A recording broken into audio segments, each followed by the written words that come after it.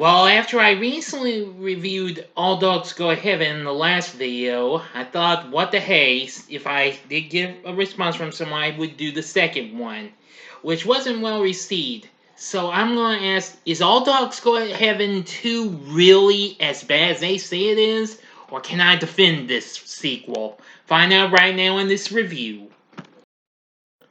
Big D's Entertainment Rankings and Reviews. So greetings my fellow YouTubers and welcome to Big D's Entertainment Rankings and Reviews. My name is Doyle, better known to you as the Big D, and this time around I'm going to review what I consider to be a guilty pleasure.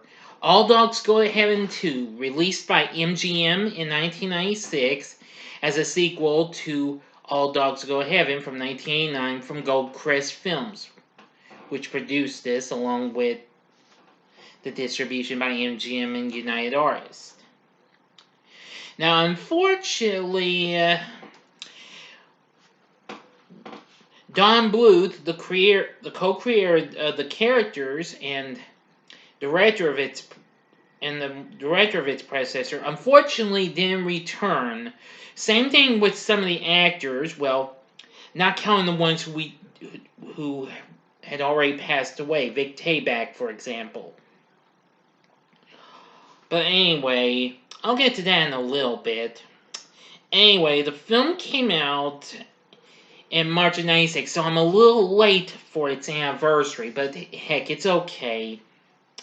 Anyway, this would only be the second of the only two theatrical sequels to a film by Don Bluth to not involve Bluth himself. Of course, the other being An American Tail, Fievel Goes West, which that will be reviewed later on as soon as I review the first one later on this year. As the rest were a single sequel to The Secret of NIMH, Bluth's breakout hit, and 13 sequels to The Land Before Time, which there's going to be a review of that coming up real soon this month. We're all direct-to-video releases. And then soon 2 American Tales direct-to-video sequels followed. And the same with the Christmas Carol spin-off of All Dogs Go to Heaven. It would also be the studio's last theatrically released animated film until Igor came out in 2008, which I have not seen. Anyway, let's get into our story, if you don't mind. Nearly 60 years after the events of the first film, Charlie B. Barkin welcomes his friend Itchy to heaven, but states that he is disillusioned by the afterlife. Their old nemesis, Carface Carruthers, steals Gabriel's horn, but loses it somewhere over San Francisco in his attempt to escape with. When the head angel, who of course is just like the, excuse me everyone, the Whippet, who is now named Annabelle, after she didn't have a name in the first movie, announces the horn's theft, and Charlie submits his candidacy, to retrieve it, reminding Annabelle of his familiarity with street life. So Annabelle sends Charlie and Itchy to Earth to retrieve it, and gives them one miracle to use. Upon arrival in San Francisco, Charlie and Itchy attempt to indulge in their old habits, but they discover that they are ghosts, and therefore unable to interact with the physical world.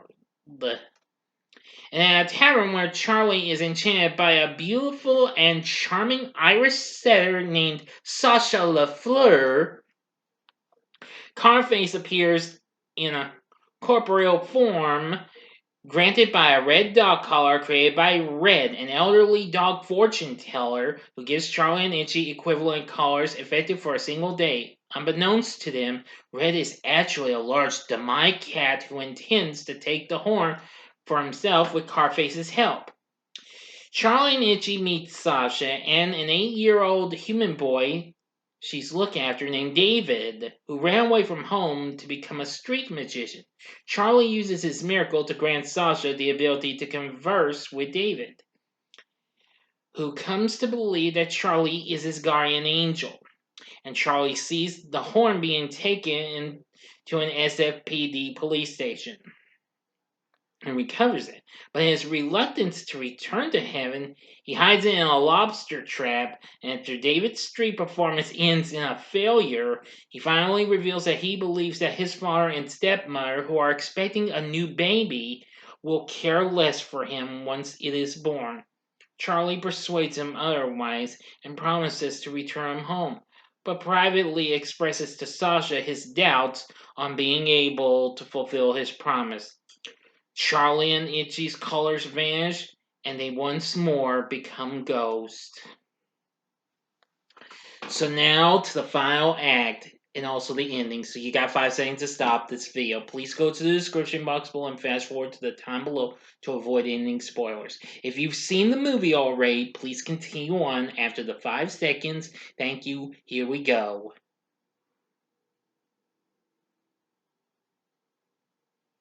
Okay, you've been warned.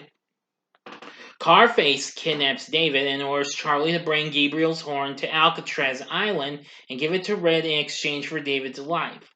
Determined to keep his word, Charlie satisfies Red's demand, and Red uses the horn to capture and imprison Heaven's canine angels in Alcatraz while opening a portal to permanently connect the human world to hell. After a struggle against Red, Charlie regains the horn and plays it to free the angels and send Red and Carface, the latter having sold his soul for his collar, back to hell. Yeah, and that's when Itchy's like, I thought all dogs go to heaven. Anyway, Charlie and Itchy are spirited away to heaven, and Charlie gives the horn back to Annabelle in exchange for a new life. Charlie bids farewell to Itchy, who decides to remain in heaven. And while Annabelle and Itchy return to heaven, Charlie returns to San Francisco and happily reunites with Sasha and David. David returns home and reconciles with his relieved father and stepmother. And not only that, Charlie and Sasha, who have become mates, are adopted by David's family as pets. Yep. End of story, my friends. So what did I think of All Dogs Go to Heaven 2? Well, despite the negative response from critics, I liked it. Almost as much as the first one, because I'm much more into the first movie a little bit. However, despite the negative reception, much of the voice actors received praise. Now, the voice cast, only Dom DeLuise returns as Itchy. Yes.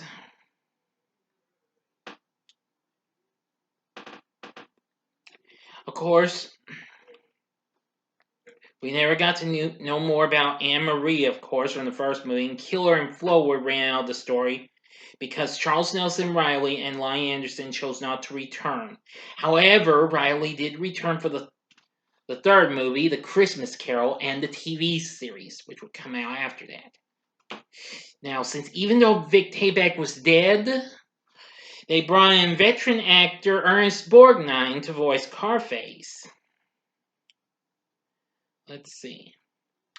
While she was only credited as the Whippet in the first movie, Annabelle is voiced by Bebe Neuwirth.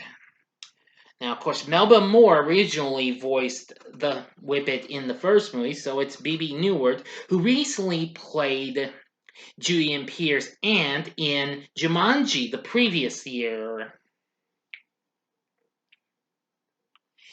And to our surprise, Charlie is now voiced by an actual Charlie. Charlie Sheen himself, because Burt Reynolds, who voiced him in the original movie, was busy at the time because he was already working on 3 other movies, which include Striptease and Boogie Nights.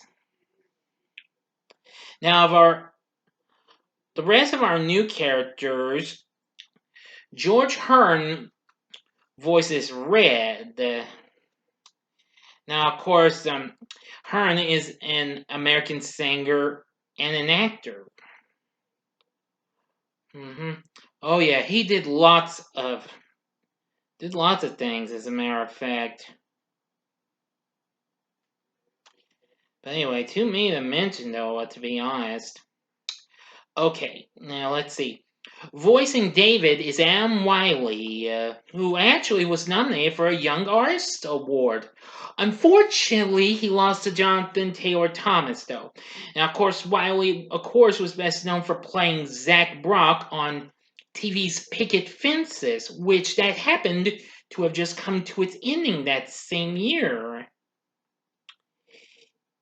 And he recently appeared in lots of other movies, just in small roles such as Child's Play 2 and Kindergarten Cop. He also did voice act, which this would actually be his, well, wouldn't be his first time, but his first to do an actual American animated feature. Of course, his first was The Swan Princess, but it would be his fourth voice acting role overall. So anyway, oops, hang on a second. Well, while the voice of Sasha LaFleur, she's voiced by famous pop star Sheena Easton, who I do know who she is. She's a big time singer. I know she's done some work, well, a duet or two with Kenny Rogers, but I haven't heard much of her material though, aside from her doing the theme to the 1981 James Bond movie For Your Eyes Only. But it does feature a host of other voice actors. But anyway, the story isn't too bad and what have you. According to Common Sense Media, they gave it positive reviews because of some improvement over its predecessor with a plot line and some modifications for Charlie's concept. Well, I do agree with that in ways. Because after all, I still liked it though. I mean, even though most of the voice acting cast did not return, but this was still pretty good in ways.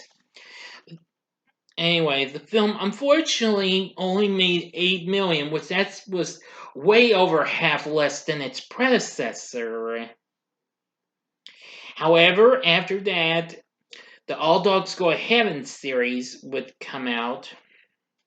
Yeah, which would come out later that same year.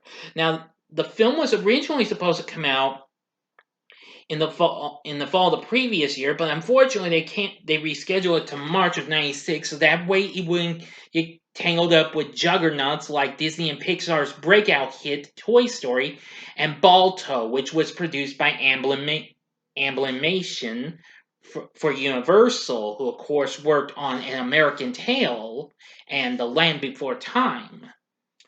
So anyway, even so, with still a pretty good voice acting cast and a pretty good story, I love that All Dogs Go Heaven too. This is definitely good. Also, I do love the music as well.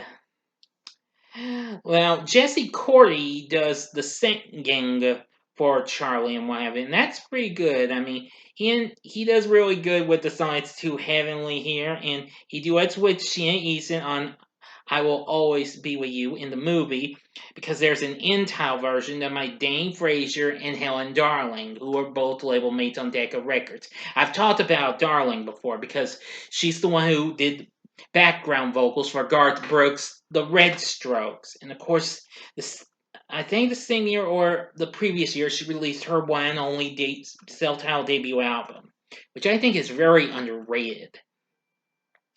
But even so, oh yeah, and I almost forgot "Count Me Out." The song you hear Sheena Easton's character Sasha do. I sometimes get a little bit of the giggles from it and what have you in ways because when listen to that song, you're just gonna love it. Anyway, so that's about it. But anyway, but the question is, would I recommend All Dogs Go to Heaven 2? Well, I'd say if you're a fan of the series or if you're a completionist, I'd say sure, go ahead. But if not, then don't bother. Because I can't say I didn't try if this didn't catch on with y'all. So anyway, that's it. You be the judge. And that's my review of All Dogs Go to Heaven 2. What did you think of it? Please tell me in the comment section below. If you like the video, click the like button. Subscribe to my channel as well. Be a part of the Big D Nation. And join me next time when I bring to you my real next video, that being the original Benji. So thanks for watching. And if you like this, you might want to check out some of these other fun-filled canine flicks and what have you, even if they are live action too. In the upper left-hand corner is my review of Beethoven, which is an absolutely funny canine flick. The upper right-hand corner is my review of last year's recent anime feature Scoob, which I know got mixed response. Or if you just want a little bit of a more okay Scooby-Doo movie, see my review of Scooby-Doo and the Reluctant Werewolf in the bottom left-hand corner. In the bottom right-hand corner is a button you can click to subscribe. If you like rankings and reviews on movies, TV, music, video games, etc., then I'm your guy. Thanks for watching. Until next time, I'm the Big D saying, see ya.